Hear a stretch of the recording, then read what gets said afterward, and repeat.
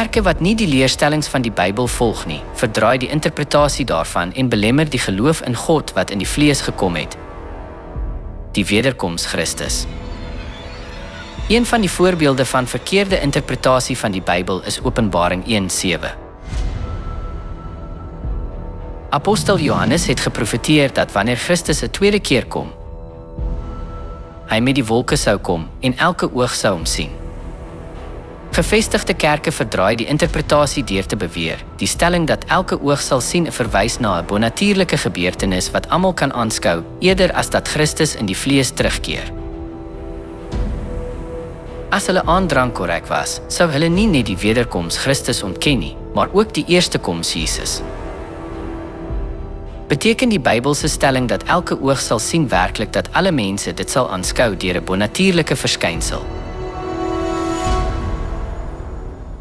Deur die profesie aangaande Jesus se eerste koms en hul vervulling, laat ons demonstreer dat die aansprake van gevestigde kerke vals is. Die heerlikheid van die Here sal geopenbaar word. Alle mense sal dit gelyktydig sien. Die profesie dat alle mense God se heerlikheid sal sien, is vervul toe Jesus in Bethlehem, Israel gebore is. Volgens die interpretasie van die gevestigde kerke moes die hele wêreld God gesien het toe hy 2000 jaar gelede in die vlees gebore is. In werklikheid het slegs 'n paar Jode die heerlikheid van Christus gesien wat in die vlees gekom het. Is die profesie van die Bybel verkeerd? Of is Jesus nie die Christus nie? As hulle die profesie van die Bybel kragtig interpreteer sonder om dit reg te besef, sal hulle die Bybel verloon en selfs Christus verloon. Die Bybel is 'n boek van profesie wat geskryf is deur mans wat deur die Heilige Gees gedryf is. Daarom, as ons die profesie benader vanuit die oogpunt van blote sterflinge, eerder as vanuit die perspektief van die Heilige Gees, loop ons die risiko om die betekenis van die Bybel te verdraai. 2000 jaar gelede het die godsdienstige leiers wat beweer het dat hulle die Bybel ken, God gekruisig wat in die vlees gekom het. Dit was omdat hulle die Bybel arbitrair geïnterpreteer het en die betekenis daarvan verdraai het. Dit is dieselfde in hierdie eeu.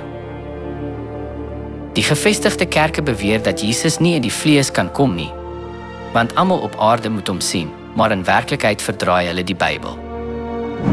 Net soos die profesie dat almal God se heerlikheid by sy eerste koms sal sien nie impliseer dat alle mense op aarde dit sal aanskou nie. Beteken die woorde in Openbaring 1:7 elke oog sal sien, nie dat almal op aarde sal hom sien nie. Dit beteken dat hy in die vlees sou kom sodat enige iemand hom kon sien.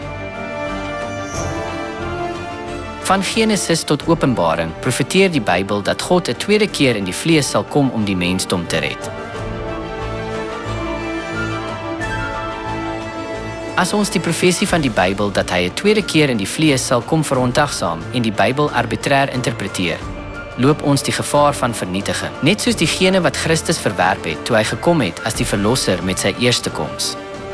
Daarom is dit verkeerd om aan te dring dat Jesus nie in die vlees kan kom nie, want elke oog sal hom sien.